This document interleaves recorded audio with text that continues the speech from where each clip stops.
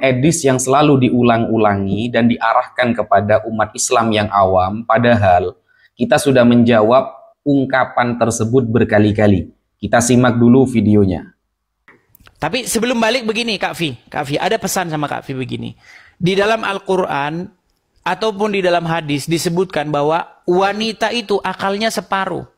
Ini Muhammad yang ngomong, tolong jangan berkecil hati. Menurut hadis, akal wanita itu separuh. Bahkan kebanyakan dari mereka itu adalah penghuni neraka. Dalam video tersebut, Edis dihadapkan dengan seorang muslimah yang awam. Beliau seorang wanita, lalu menarasikan seolah-olah Rasulullah telah merendahkan posisi wanita dengan mengatakan bahwa wanita kurang akalnya. Oke, akan kita jawab dengan detail. Tapi ketika jawaban ini kemudian terus dia tanyakan lagi, berarti itu tanda bahwa dia tidak sedang mencari kebenaran, tapi dia sedang menampakkan kebodohan. Pertama, hadis yang diriwayatkan oleh Imam Bukhari dan Muslim di dalam kitab sahihnya dari jalur sahabat Abdullah bin Umar misalnya. Wa ma ra'aitu min naqisati aqlin wa dinin aghlaba li dhi lubbin minkunna. Qalat ya Rasulullah, wa ma nuqsanul aqli wad din? Qala amma nuqsanul aqli fa syahadatu imra'ataini ta'dilu syahadata rajulin fa hadza nuqsanul aqli. Artinya, aku tidak melihat kaum yang kurang akal dan agamanya itu lebih banyak dari yang lebih memiliki akal, kecuali dari golongan kalian, wahai para wanita. Wanita itu bertanya lagi, ya Rasulullah, wahai Rasulullah, apakah maksud kekurangan akal dan agama itu? Lalu Rasulullah menjawab dengan secara tegas, beliau bersabda, maksud kekurangan akal ialah persaksian dua orang wanita sama dengan persaksian satu orang laki-laki. Inilah yang dikatakan kekurangan akal. Dalam konteks ini, kurang akal lebih merujuk pada perbedaan dalam penilaian kesaksian di dalam hukum Islam. Bukan pada kemampuan intelektual, bukan. Atau kecerdasan secara umum, bukan. Gak ada kaitannya itu. Dalam banyak kasus, kesaksian dua orang wanita dianggap setara dengan kesaksian satu orang laki-laki dalam hukum Islam. Terutama dalam masalah yang berkaitan dengan hak-hak dan transaksi keuangan. Ini karena secara historis wanita kurang terlibat dalam transaksi-transaksi tersebut dan mungkin memerlukan bantuan atau klarifikasi tambahan. Namun, perlu dicatat wahai teman-teman bahwa ini adalah aturan hukum yang spesifik dan tidak mencerminkan penilaian umum tentang kecerdasan atau kemampuan wanita di dalam Islam. Banyak ulama dan cendekiawan muslim berpendapat bahwa wanita memiliki hak dan kemampuan yang sama dengan laki-laki dalam banyak aspek kehidupan. Dan bahwa peran serta kontribusi mereka sangat dihargai dalam masyarakat Islam. Islam juga menjelaskan pentingnya pendidikan dan pengembangan intelektual bagi semua muslim, baik laki-laki maupun perempuan. Banyak contoh wanita cerdas dan berpengaruh dalam sejarah Islam yang menunjukkan bahwa wanita dapat mencapai tingkat kecerdasan dan kebijaksanaan yang tinggi. Dengan demikian, konsep kurang akal pada wanita dalam agama Islam perlu dipahami sebagai atau dalam konteks hukum dan sosial tertentu, yaitu dalam hal persaksian, bukan sebagai penilaian umum tentang kemampuan intelektual atau kecerdasan wanita. Nah, banyak kasus misalnya Sayyidah Aisyah radhiyallahu anha. Beliau adalah salah satu istri Rasulullah sallallahu alaihi wasallam yang kecerdasannya di atas rata-rata. Para sahabat yang laki-laki banyak belajar kepada beliau. Tentunya belajar dengan aturan fikih, yaitu di belakang tabir, hanya didengarkan suara.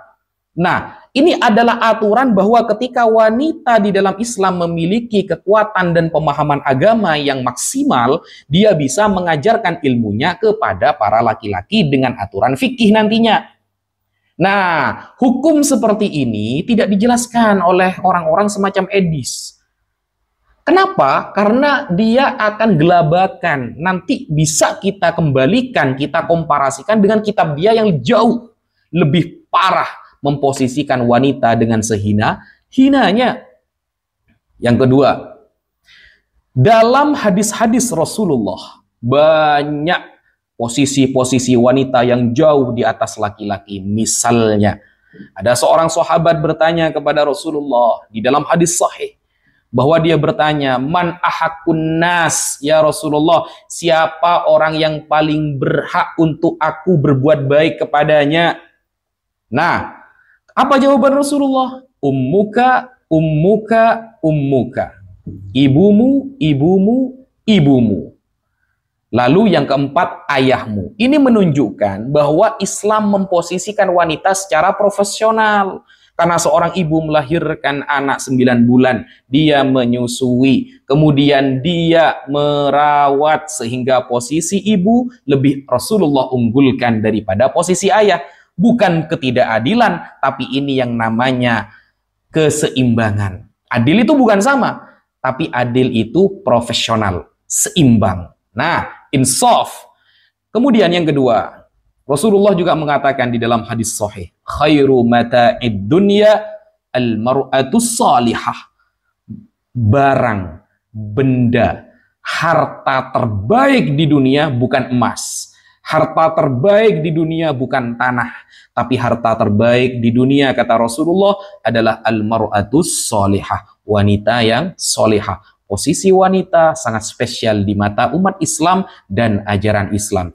Atau Rasulullah bersabda juga di dalam hadis riwayat Imam Ahmad, bahwa idza shallatil mar'atu khamsaha, ketika seorang wanita sholat 5 waktu, wa shamat syahraha, lalu dia berpuasa di bulan Ramadan, kemudian wa hafizat farjaha, lalu dia menjaga kemaluannya dari perbuatan zina dan semacamnya, kemudian wa ata'at zaujaha, dan dia taat kepada suaminya, maka apa jaminan dari Rasulullah sallallahu alaihi wasallam? Dia bisa memilih surga manapun yang ia ingin tempati. Keren kan? Islam menjadikan posisi wanita dan laki-laki profesional sesuai kedudukan dan tupoksinya masing-masing. Apakah di dalam Bible juga seperti itu, saudara? Kita lihat. Sekarang kita buka di dalam 1 Timotius 2 ayat ke-8. Di sana perikopnya mengenai sikap orang laki-laki dan perempuan dalam ibadah jemaat. Dikatakan, oleh karena itu, aku ingin supaya di mana-mana orang laki-laki berdoa dengan menadahkan tangan yang suci, tanpa marah dan tanpa perselisihan. Ingat, tanpa marah dan tanpa perselisihan. Aturan ini tertulis di dalam Timotius, perjanjian baru, kitab umat Kristen atau Katolik, bahwa seorang laki-lakilah yang berdoa dengan sifat tanpa marah dan tanpa perselisihan. Kalau kita lihat secara umum, wanita lebih banyak emosinya daripada laki-laki secara umum. Sehingga anjuran ini kemudian diarahkan kepada orang laki-laki. Nah, apakah hanya seperti itu aturannya? Oh tidak, kita teruskan ayatnya. Di dalam 1 Timotius 2, nomor 11 sampai nomor 14. Seharusnya lah perempuan berdiam diri dan menerima ajaran dengan patuh. Gak boleh ngapa-ngapain. Aku tidak mengizinkan perempuan mengajar dan juga tidak mengizinkannya memerintah laki-laki. Hendaklah ia berdiam diri. Karena Adam yang pertama dijadikan, kemudian barulah Hawa. Lagi pula bukan Adam yang tergoda, melainkan perempuan itulah yang tergoda dan jatuh ke dalam dosa. Kalau kita pahami ayat ini, sangat riskan teman-teman ya. Ini sangat gimana ya? Bertentangan dengan logikal kita. Dengan pikiran kita sangat bertentangan. Kenapa? Jadi begini. Wanita disuruh diam, tidak boleh mengajar agama, tidak boleh mengajar sebuah sebuah majelis, hanya gara-gara alasan. Apa alasannya? Karena Adam diciptakan duluan daripada Hawa. Ini kan rasis namanya. Rasis gender ini. Kalau di dalam Islam tidak. Ketika Sayyidah Aisyah yang lebih alim, maka beliau yang berhak mengajar. Siapa yang lebih alim dan lebih paham terhadap sebuah ajaran, terhadap sebuah ilmu atau fun dalam sebuah keilmuan, maka dialah yang berhak mengajar. Tapi kalau perempuan yang mengajar, ada aturan di dalam fikih. Harus di belakang tabir, harus menutupi auratnya, dan lain sebagainya. Ayat ini menunjukkan wanita berdiam, tidak boleh mengajar, alasannya penciptaan Adam, bayangkan. Ngawur ini namanya. Kan nggak masuk akal gitu loh. Kayak rasis gender gitu. Kemudian kalau kita kaitkan di dalam 1 Korintus 14, kita baca ayat ke-34 dan 35. Sama seperti dalam semua jemaat orang-orang kudus, perempuan-perempuan harus berdiam diri dalam pertemuan-pertemuan jemaat, sebab mereka tidak diperbolehkan untuk berbicara. Mereka harus menundukkan diri, seperti yang dikatakan juga oleh hukum Taurat. Jika mereka ingin mengetahui sesuatu, baiklah mereka menanyakannya kepada suaminya di rumah. Sebab tidak sopan bagi perempuan untuk berbicara dalam pertemuan jemaat. Kalau di zaman ini, bukan hanya berbicara di depan jemaat, saudara, bahkan di Komal, di live-live TikTok, di YouTube, dan di semua tempat-tempat pertemuan wanita berbicara agama. Apakah ini berarti mereka melanggar tentang aturan kitab sucinya sendiri? Kan sangat ironis sekali. Fakta yang terjadi di lapangan sangat jauh dengan yang tertulis. Dan ingat alasannya kenapa? Karena Hawa diciptakan setelah Adam. Bukan karena alasan emosional, bukan karena alasan secara sains misalnya. Bukan. Karena Adam diciptakan, lalu Hawa. Ini alasan macam apa ini sebenarnya? Apakah pemahaman saya ini tidak berlandasan dalil, tidak berdilandaskan oleh sebuah pemahaman para pakar dalam Kristen? Oh, tunggu dulu. Kita merujuk kepada para pakar di dalam kekristenan. Apakah mereka setuju dengan pendapat saya? Iya, kita lihat di dalam pendapat John Calvin berkata. Dia berkata, for how insoluble it would be for a woman who is in subjection to one of the members to be in an authoritative possession over the whole body. Maaf ya kalau bacaan Inggris saya tidak terlalu lancar karena baru belajar bahasa Inggris ini. Artinya apa? Karena betapa tidak pantasnya bagi seorang wanita yang tunduk pada salah satu anggota tubuh untuk berada dalam posisi otoritas atas seluruh tubuh. Referensinya saya sebutkan di bawah ya, John Calvin. Nah, ini adalah sebuah alasan karena Hawa diciptakan hanya dari tulang rusuk Adam. Jadi Hawa nggak boleh ngajar. Keturunan yang perempuan ini nggak boleh ngajar, nggak boleh berbicara agama di momentum pertemuan dengan jamaah dan lain sebagainya. Kenapa? Karena Adam ini hanya tulang rusuknya Adam. Nggak boleh ngatur-ngatur Adam yang satu tubuh gitu loh.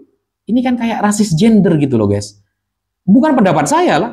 Ini bukan pendapat saya. Ini murni dari para pakar kekristenan sendiri, John Calvin.